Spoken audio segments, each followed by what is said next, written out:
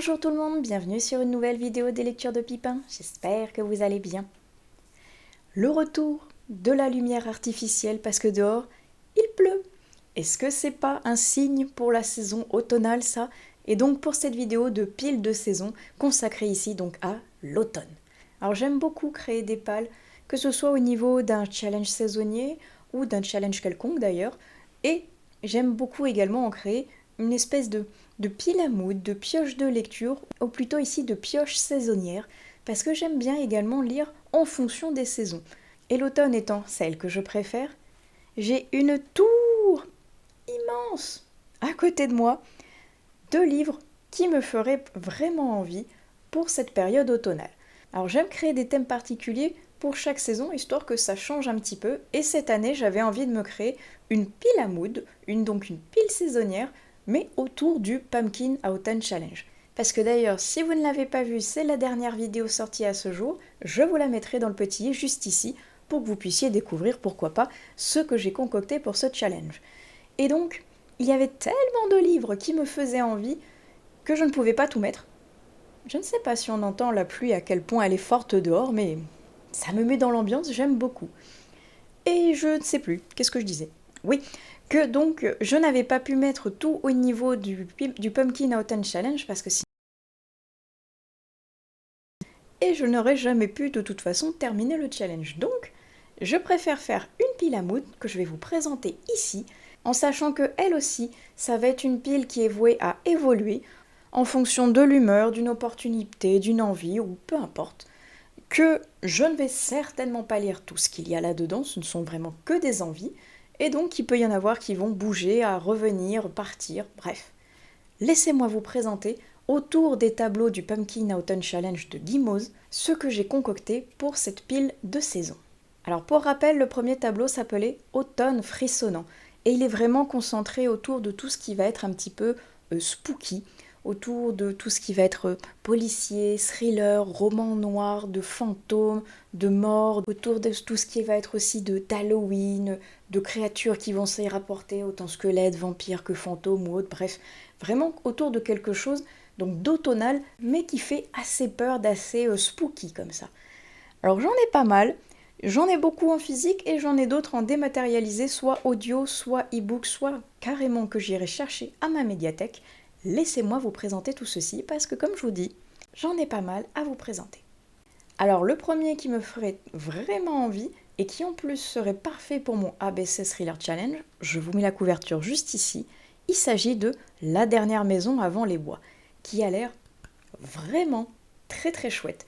Il me fait envie depuis quelque temps déjà, depuis sa sortie, et quelque chose me dit que au niveau de l'automne, il serait pas mal vu que ça va se passer dans les bois, vu qu'il va y avoir, je crois, des meurtres, quelque chose d'étrange qui va se passer, un espèce de huis clos, de course-poursuite qui va vraiment nous glacer les sangs. J'aimerais beaucoup découvrir ce titre cette année. Dans la sphère un petit peu plus witchy, vous l'avez vu certainement si vous avez donc vu ma palle du pumpkin, j'aimerais lire Beyond the Wind, dont je vous mets la couverture juste ici également, qui est traduit par Au-delà de la magie ou quelque chose comme ça, je crois, en français, et qui est donc dans le monde des sorciers, vu que ça va être la biographie de Tom Felton, celui qui joue le rôle de Drago Malfoy dans la saga Harry Potter. Alors, évidemment que Harry Potter aurait très bien pu rentrer ici au niveau de la catégorie du pumpkin, tout comme dans cette pile à mood, mais je me dis qu'avec celui-ci, j'aurai de toute façon l'ambiance, la vibe qui va derrière, et celui-ci, j'ai très envie de le découvrir, autant par la curiosité au niveau de l'acteur, que de ce qu'il a ressenti, de qu'est-ce que ça fait de grandir en tant qu'entre guillemets que sorcier, et de voir jusqu'où ça l'a mené, parce qu'apparemment il n'y a pas que du bon dans son histoire, donc je suis très curieuse de voir quel était son ressenti au travers donc de cette saga. Et je reste dans le côté un petit peu witchy, parce que j'ai 3 livres, donc, dont celui-ci, qui sont concentrés donc sur le monde des sorciers, que j'aimerais beaucoup lire, parce que l'ambiance est parfaite. Il y a notamment le second tome de Zodiac Switch que je n'ai toujours pas réussi à lire et qui serait parfait pour cette saison. D'autant plus que j'ai vu ce matin que le tome 3 était déjà en préparation et devrait sortir d'ici début 2025. Autant vous dire que j'ai pas envie d'être en retard sur une saga de plus, Et j'avais vraiment beaucoup aimé le premier tome, donc dans le côté sorcellerie, dans le côté un petit peu astrologique aussi, vu qu'ici on va parler des signes du zodiaque et notamment du Capricorne, j'ai très envie de me replonger dans cette saga dont le premier tome était vraiment super chouette, très novateur, et de voir ce que va me receler le tome 2. Un autre livre un petit peu witchy comme ça, parce que finalement je vois que j'en ai plus que 3, il s'agit de Witch and God de Liv Stone, parce que j'avais lu déjà la première trilogie avec donc les 3 sœurs sorcières, et maintenant il y a une nouvelle trilogie. Je crois que le second tome est déjà ou va d'en sortir dans très peu de temps, et j'ai toujours pas lu le premier, donc il est temps. Il est temps que je me mette à cette nouvelle trilogie, parce que j'avais bien aimé la première qui était très sympa, et parce que donc on est au niveau des sorcières, on est au niveau des dieux grecs, et je pense que pour l'automne, ce serait pas mal du tout. Encore un dont je vous mets la magnifique couverture juste ici qui s'appelle The Spell Shop, qui a l'air parfait, mais alors vraiment parfait pour l'automne. Cette couverture nous crie les couleurs automnales, avec cette petite maison dans les tons chauds perdus au milieu de la forêt. Il va y avoir apparemment une sorcière qui va être plutôt penchée au niveau de la magie verte, de la magie des plantes. Je suis très curieuse, franchement, de le découvrir, et je crois bien que Book and the Cup était en train de le lire et qu'elle l'appréciait vraiment beaucoup. Ça me donne d'autant plus envie de me le procurer pour pouvoir le découvrir. Il a l'air vraiment chouette. En revanche, petite précision, c'est un livre en VO et je ne crois pas qu'il soit traduit pour le moment, donc affaire à suivre si jamais vous le souhaitez le lire en VF, il faudra peut-être attendre un peu. Pas de saison automnale sans Stephen King. Franchement, s'il y a bien une saison qui est parfaite pour lire du Stephen King, c'est l'automne. L'automne parce qu'à chaque fois, il nous embarque dans des mondes à la fois fantastiques, spooky, machiavéliques, avec des personnages qui sont dérangeants, qui sont malaisants, avec des ambiances vraiment glauques par moments, très witchy, spooky, macabre. Bref, tout ce qu'on peut rêver pour une saison automnale et se faire frissonner, Stephen King l'aura fait. Et je ne sais pas pourquoi, mais cette année, je suis très attirée par Salem. Ça fait bien longtemps que je l'ai déjà lu et je ne me rappelle plus du tout. Et je vous avouerai que d'avoir vu qu'il allait être adapté au cinéma m'a fortement donné envie de le relire pour me le remémorer et ensuite, pourquoi pas de voir le film. Je sais qu'il y a Marche ou crève aussi qui va être adapté et lui je ne l'ai jamais lu. Donc pourquoi pas ce titre également, mais il y en a plein d'autres que je n'ai pas encore lus, que j'ai de retard donc de l'auteur. Mais je ne sais pas pourquoi, c'est Salem qui m'attire en particulier en ce moment, donc pourquoi pas lire un Stephen King et donc pourquoi pas celui-ci.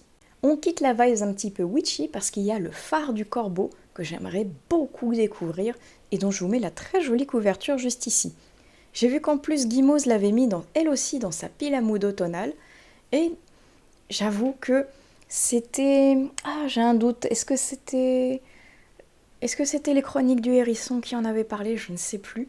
Mais en tout cas, j'ai vu un booktubeur ou une booktubeuse, je ne sais même plus, qui en avait parlé, qu'il avait adoré, qui avait trouvé quelque chose de particulier au niveau de cette histoire. Je me demande si c'était pas Linksoft qui en avait parlé. Mais bref, toujours est-il que ça m'avait marqué au point que justement je mette ce livre au niveau de ma wishlist parce qu'il avait l'air fascinant, particulier et fascinant. Donc pourquoi pas le mettre au niveau du pumpkin parce qu'il a l'air d'avoir une vibe un petit peu étrange, fantastique comme ça, un petit peu fantomatique. Donc il serait parfait pour la saison. Celui-ci, vous l'avez déjà vu apparaître au niveau de ma palle du pumpkin, mais je le remets ici parce que j'ai très envie de le lire et parce qu'il est parfait pour la saison. Ici vivent les ténèbres de Sanguine et rien que la couverture, vous voyez, on est dans l'ambiance.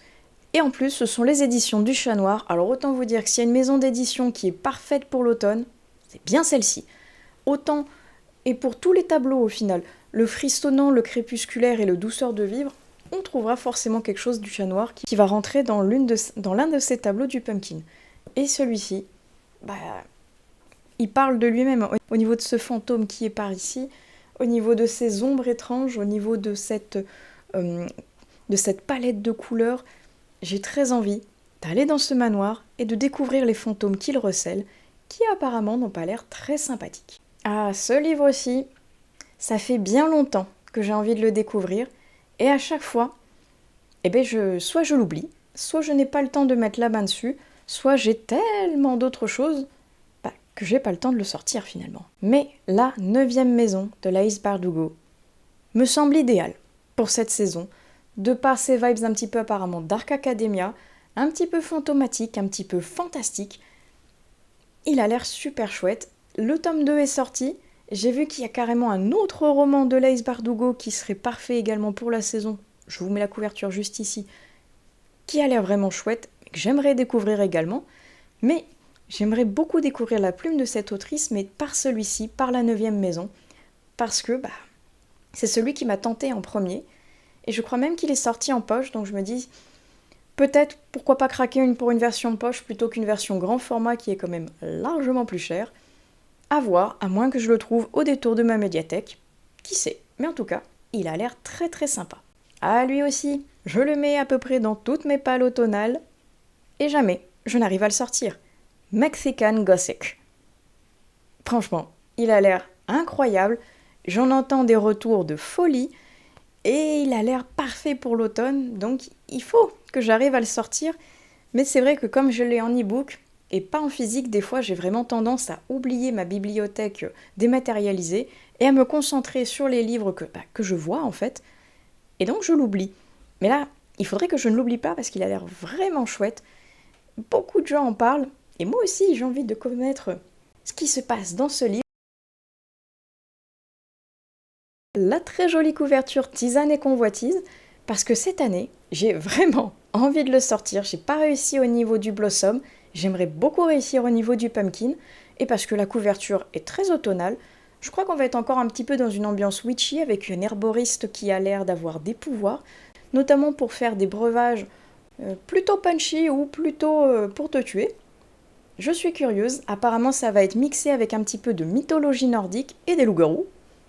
Le mix a l'air incroyable, je suis très curieuse de voir ce que ça peut donner.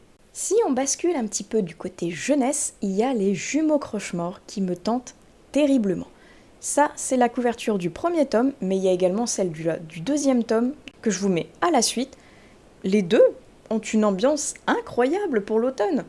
Autant pluvieuse que spooky, avec une espèce de malédiction, de possession comme ça.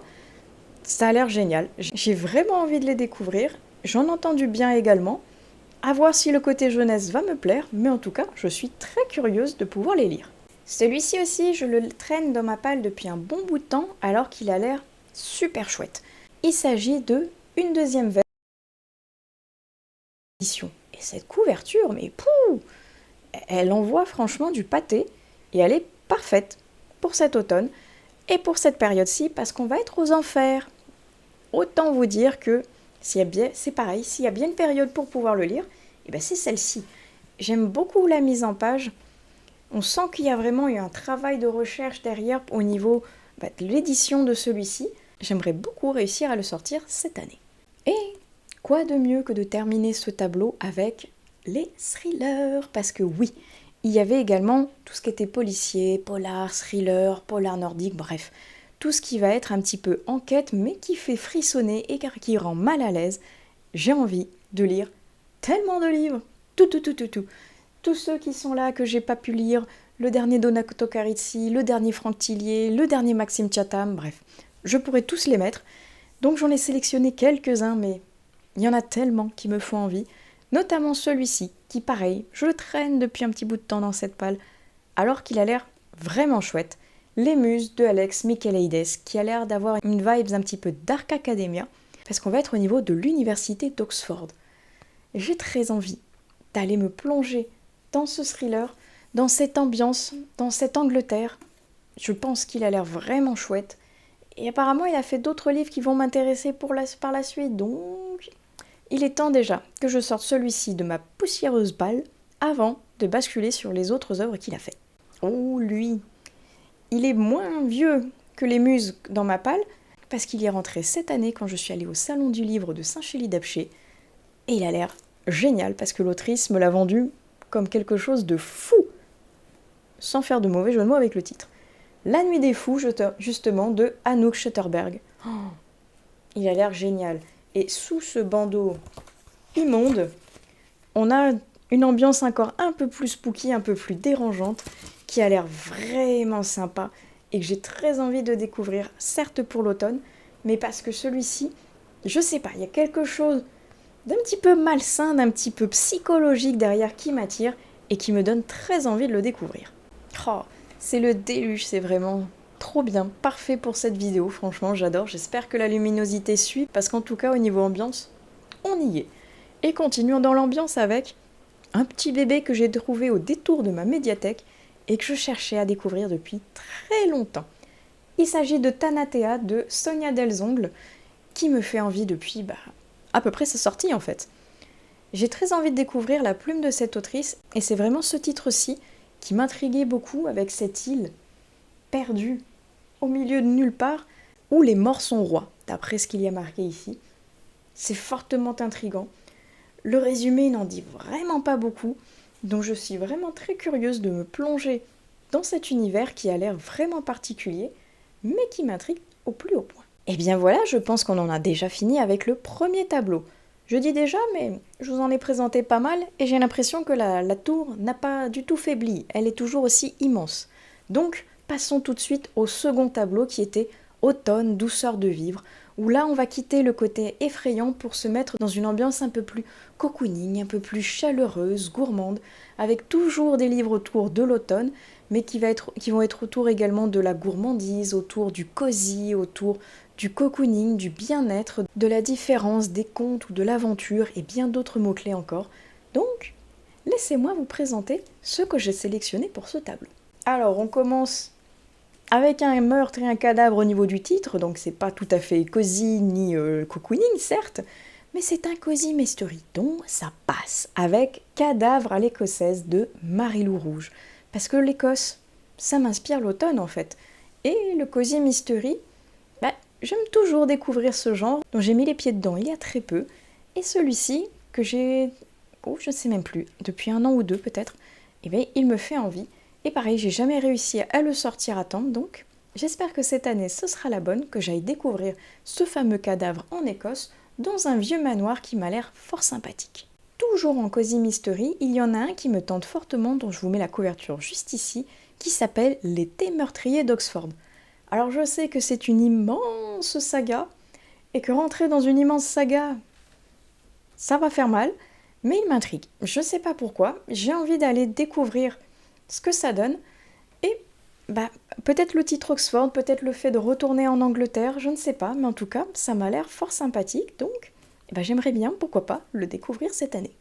Allez, on quitte le cosy mystery et on va aller dans du cocooning et dans de la gourmandise, avec The Bake Shop at Pumpkin and Spice, qui a l'air de receler tant de gourmandise. Franchement, ça sent la pâtisserie automnale à plein nez. On a envie de dévorer un cinnamon roll avec un pumpkin spice latte rien qu'en voyant cette couverture.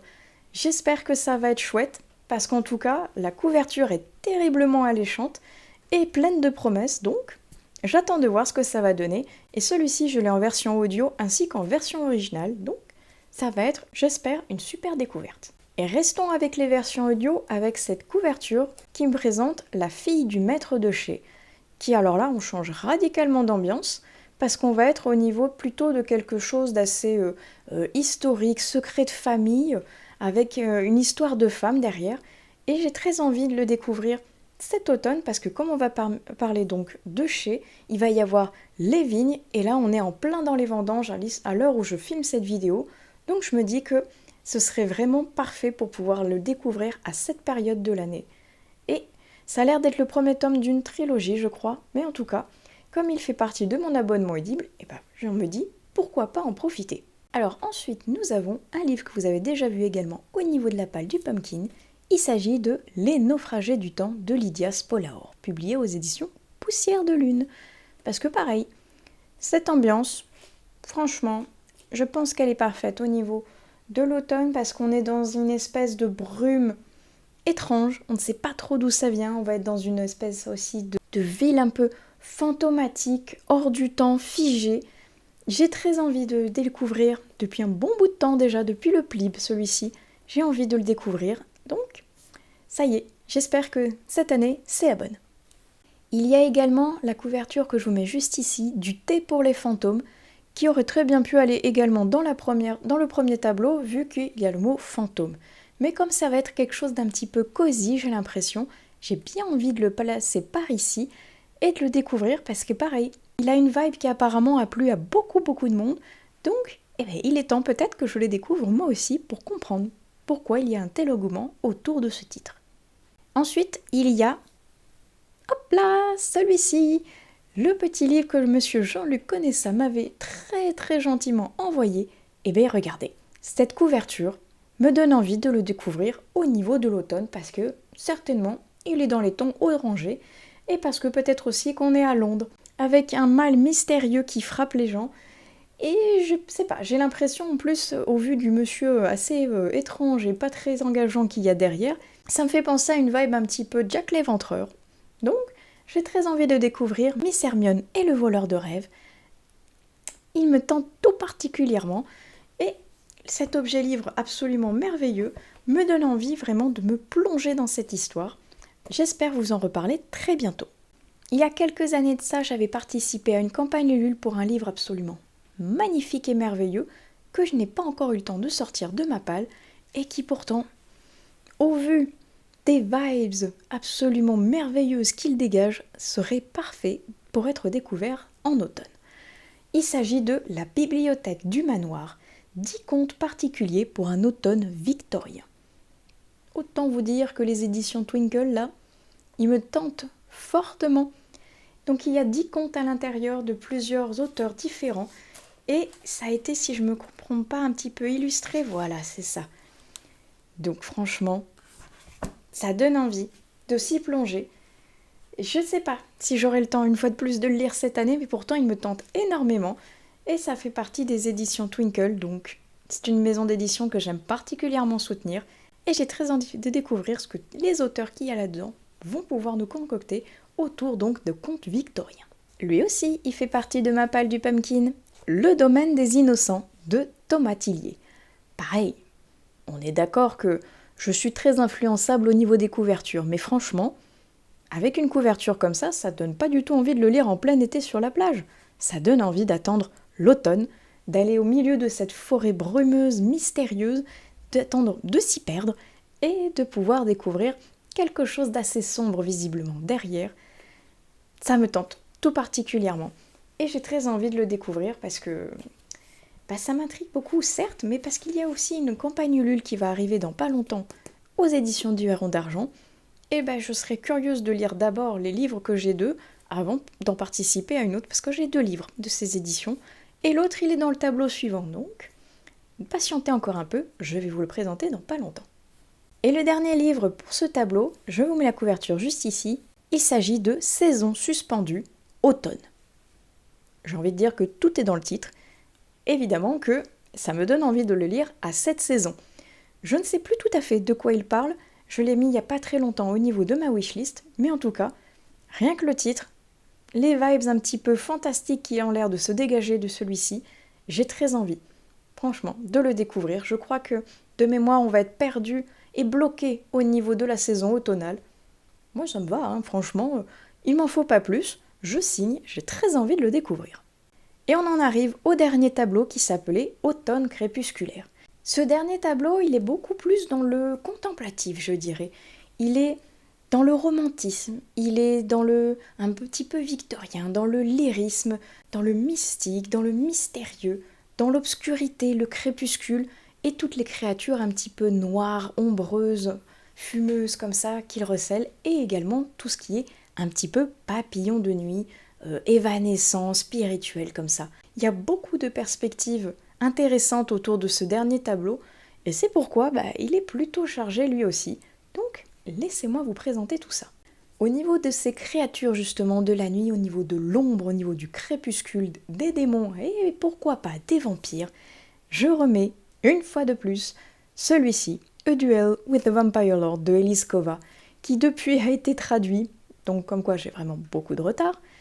Et donc, on va parler de vampires ici, donc j'ai très envie de le découvrir à cette période-ci de l'année, parce que c'est vrai qu'après j'ai du mal à le sortir, même si il a l'air vraiment pas mal.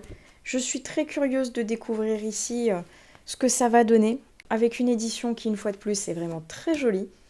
Et le petit monsieur vampire a une forte tête qui ressemble à Alucard. J'espère qu'il est aussi badass que ce dernier parce que j'ai très envie de le découvrir. On reste un petit peu côté vampire avec celui que j'ai toujours eu la flemme de sortir, l'Empire des damnés. Parce que là, on est vraiment dans du sombre, on est vraiment dans du vampire badass, dans de la bataille épique et sanglante. Évidemment qu'il est parfait pour celle-ci, évidemment que j'ai envie de le lire, surtout que j'ai beaucoup, mais alors beaucoup aimé l'Empire du vampire. Il a l'air plus sombre, il a l'air encore plus magique, aventureux. Je suis très curieuse de le découvrir, surtout qu'apparemment il a l'air aussi beaucoup plus violent. Toujours ponctué de merveilleuses illustrations. J'ai très hâte de pouvoir le découvrir, même si c'est un bon gros petit pavé de plus de 900 pages. Celui-ci, je vous avais dit, je l'avais mis dans ce tableau parce qu'on va être autour de l'âme, autour d'un appel de quelqu'un mystérieux, de quelque chose d'étrange, d'évanescent, de fantomatique. Alors, pour le fantôme, il aurait pu rentrer également dans le premier tableau, mais je l'avais placé ici au niveau du pumpkin, The Tall House, qui vraiment, au vu de cette couverture, va receler certainement quelque chose de très frissonnant. Il y a des vibes un petit peu à The Haunting on a Hill House, qui est une série que j'avais vraiment beaucoup aimée.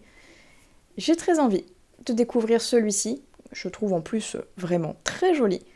Il est en VO, il n'est pas traduit et je pense pas qu'il va être traduit tout de suite parce qu'il est assez récent, mais en attendant, il me fait terriblement envie.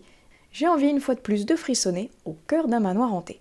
Lui, il n'était pas prévu à la base, mais en parlant de manoir hanté, ça m'a fait un tilt. J'aimerais beaucoup découvrir Urbex, parce que j'aime beaucoup l'Urbex. Et même si c'est pas quelque chose de tout à fait hanté, quelque chose me dit que là-dedans, il va y avoir des vibes un petit peu dangereuses et pourquoi pas un petit peu spooky. Donc ça pourrait être vraiment parfait au niveau ambiance et au niveau curiosité de le découvrir en automne. Ah, celui-ci, il est rentré dans ma palle après la vidéo du pumpkin, le temps que je le reçoive parce que je l'avais précommandé. Et il aurait très bien pu rentrer dans une fameuse catégorie où je galérais à trouver quelque chose. J'avais mis un petit bandeau défilant disant comme quoi entre-temps j'en avais trouvé un. C'était celui-ci, mais que c'était un bon gros pavé. Est-ce que je pourrais le lire ou non? En tout cas, j'aimerais beaucoup le découvrir parce qu'il est parfait pour cette période de l'année, parce que la couverture correspond exactement aux vibes que j'adore, parce que c'est un auteur que j'adore, et parce que c'est la suite tant attendue d'une saga que j'aimais en coup de cœur. Le nouveau Brentwix, le nouveau L'Ange de la Nuit, une nouvelle saga autour de Kylar. Ici, c'est le tome 1, Némésis. Et si j'enlève ce bandeau absolument dégueulasse, regardez cette couverture. Oh, oh là là là là là là là là là là. J'ai trop envie de le découvrir. Même si j'adore cette couverture qui fait vraiment dark, un petit peu ambiance gothique comme ça, donc parfaite pour l'automne. Je suis un peu triste de voir que la vibes qu'il y avait au niveau de la précédente trilogie est partie, mais parce que j'adorais les couvertures de l'ancienne trilogie. Celle-ci, elle me plaît également beaucoup quand même.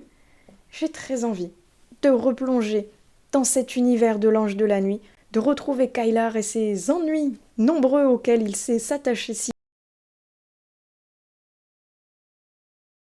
un jour, si jamais ça vous intéresse. Oh, mais l'Ange de la Nuit, s'il y a une saga de Brentwix que j'adore par-dessus tout, c'est bien celle-ci. Donc, j'ai très envie de retourner dedans. Et si on reste un petit peu du côté de la mort, il y a un tome 2 que j'ai très envie de découvrir parce que j'avais beaucoup aimé l'originalité du tome 1. Il s'agit de Que la mort soit douce de Laetitia Danei, parce qu'on va parler ici de Santa Muerte. Et j'aime beaucoup l'originalité qu'il y a derrière cette œuvre, qui va nous parler justement de tout ce qui est folklore un petit peu mexicain autour de la mort. J'avais beaucoup aimé le premier tome qui terminait sur un cliffhanger, mes amis. Méchant. J'ai le tome 2, il est temps que je puisse découvrir la suite et fin de cette saga. On est toujours dans un côté mystérieux, peut-être un peu fantomatique, je ne sais pas, mais en tout cas très torturé parce qu'on va être dans un asile. Et j'adore les livres qui se passent dans des asiles, dans des sanatoriums, dans des forêts, des manoirs hantés, dans des morgues, peu importe. J'aime beaucoup les trucs un petit peu louches, spooky, bizarres comme ça, avec une ambiance particulière. Et c'est pourquoi j'aimerais découvrir Nox également aux éditions du Chat Noir. Je vous ai dit, cette maison d'édition, elle est parfaite. Il y a quelques années, j'avais lu Ashwood, qui était pareil au niveau d'un asile, qui était pas mal du tout, toujours aux éditions du Chat Noir. Il est temps que Nox, ce soit celui que je découvre cette année. Et si on parlait encore un petit peu de démons, parce qu'on n'en parle jamais vraiment assez. Et voilà, le tome 2 de Cœur du démon de Aidan Fox, où j'avais beaucoup aimé le premier tome, qui est vrai, pareil, au niveau des enfers, avec une vibes aventure géniale, digne d'un Dante's Inferno que j'avais adoré. J'ai très envie de découvrir la suite, qui m'a l'air beaucoup plus costaud que le premier tome. Je pense que ça va être addictif, que ça va être violent, que ça va être sanglant, infernal. J'ai très hâte, pareil, de me plonger dans la suite et fin de cette saga. On reste chez les démons avec un livre que vous avez déjà vu, parce que je l'avais mis quelque part autour d'un challenge que je n'ai pas validé à 100%, évidemment, vu qu'il est encore là.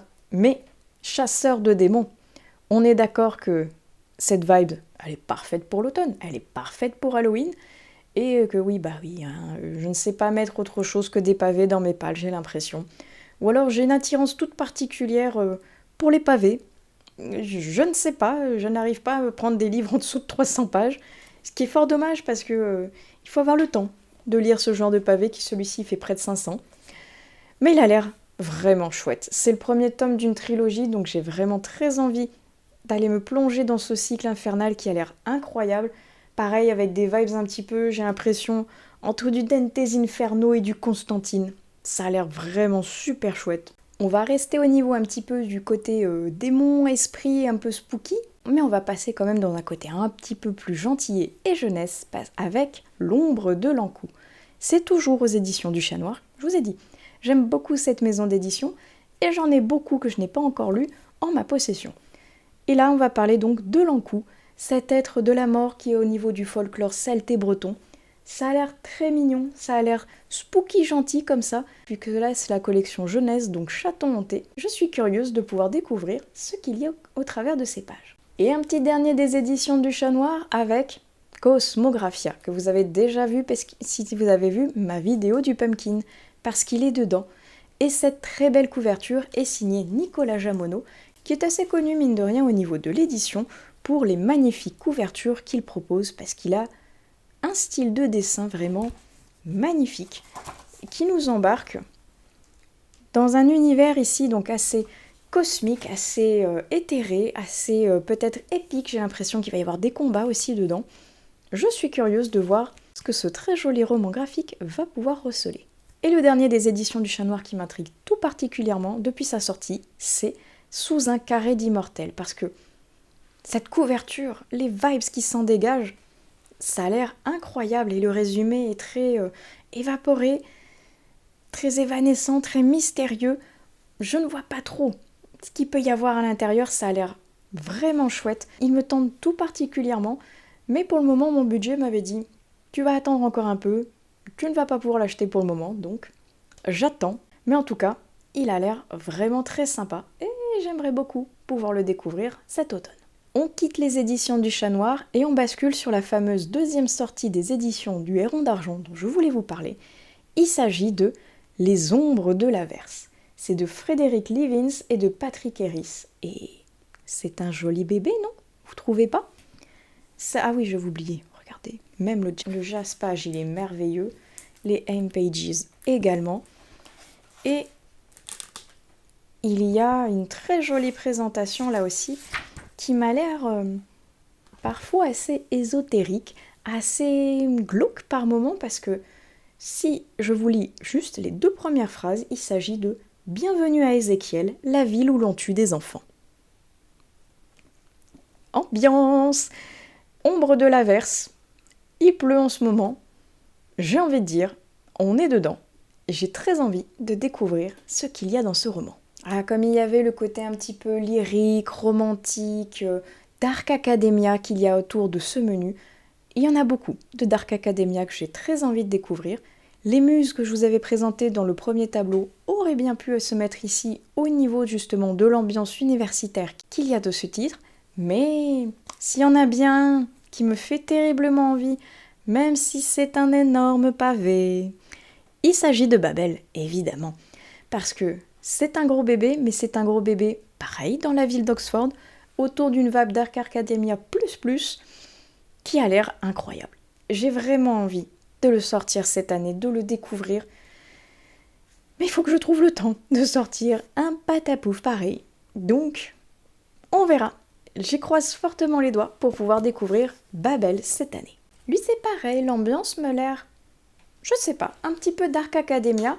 En tout cas, il va parler de livres, comme Babel, et j'adore lire des livres qui parlent de livres autour de la saison automnale. Et ici, le livre qui refusait de brûler. Je vous en avais parlé dans des vidéos précédentes qui me tentaient vraiment beaucoup, parce qu'il est vraiment beau, vraiment intriguant, et qui va se passer au milieu d'une bibliothèque, où il va y avoir pas mal de mystères également, de nombreux univers qui vont tourner autour des livres. Moi, ça m'intrigue beaucoup. Et c'est le premier tome d'une trilogie aussi, si je ne me trompe pas. Et quelque chose me dit que si le premier tome me convient, eh bien pourquoi pas me lancer dans le reste.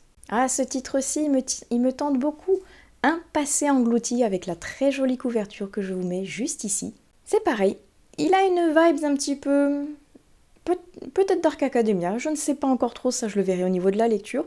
Mais en tout cas, parce qu'on va être au fin fond d'un manoir aussi brumeux, au fin fond d'une bibliothèque mystérieuse également. J'ai très hâte. Franchement, la couverture m'appelle pour l'automne. Alors certes, il faut qu'il m'appelle pour qu'il passe de ma wishlist à ma palle, donc ça veut dire le budget qui s'en va. Pas possible pour le moment, mais en tout cas, il m'appelle fortement. Lui aussi, je trouve qu'il a une vibe particulière au niveau de l'ambiance, au niveau de l'automne, au niveau du côté très sombre aussi qu'il y a derrière, avec celui-ci. Le premier tome de la trilogie, The Mask of Mirrors. Il est que en anglais.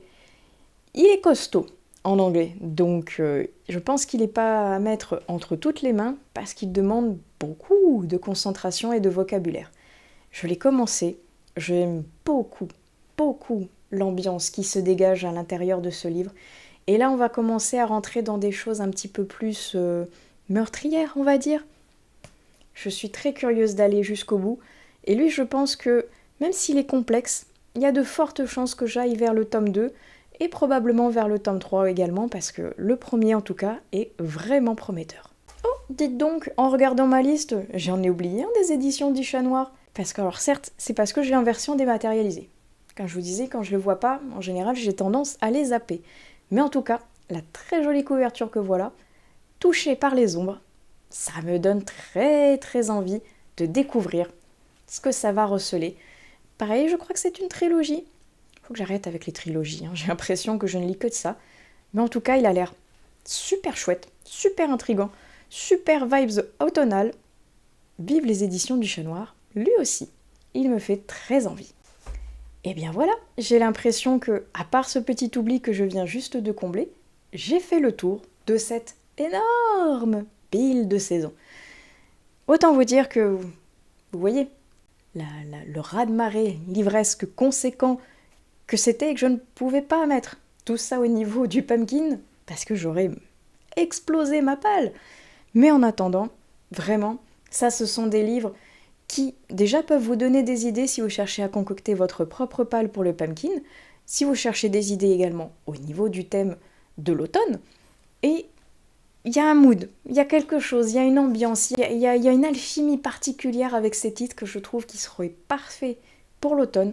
Il y en a certainement plein d'autres. Je n'ai pas remis par exemple les saisons cosy de Caroline Millet ou les goûters d'automne de Deborah Julianos. Je n'ai pas remis beaucoup d'autres livres que j'ai déjà lus, mais qui seraient parfaits également pour cette saison. Là, je me concentre vraiment sur ceux qui me font envie, sur ceux que je n'ai pas encore lus, et qui seraient parfaits donc pour le pumpkin, pour Halloween, pour l'automne, pour le cosy, pour le spooky. Bref, vous en avez pour tous les goûts et tous les choix. Cette vidéo va s'achever ici parce qu'elle est énorme, autant que cette palle. J'espère qu'elle vous aura plu, qu'elle vous aura donné plein d'idées et plein d'envies livresques donc pour cet automne qui, pour le moment, commence à être pluvieux, même si on est encore en été. Donc, j'arrête ici de parler. Moi, je vais aller ranger cette immense pile. Je vous souhaite d'excellentes prochaines lectures, un très bel automne à vous, et on se retrouve plus tard sur une autre vidéo des lectures de Pipin. Allez, ciao!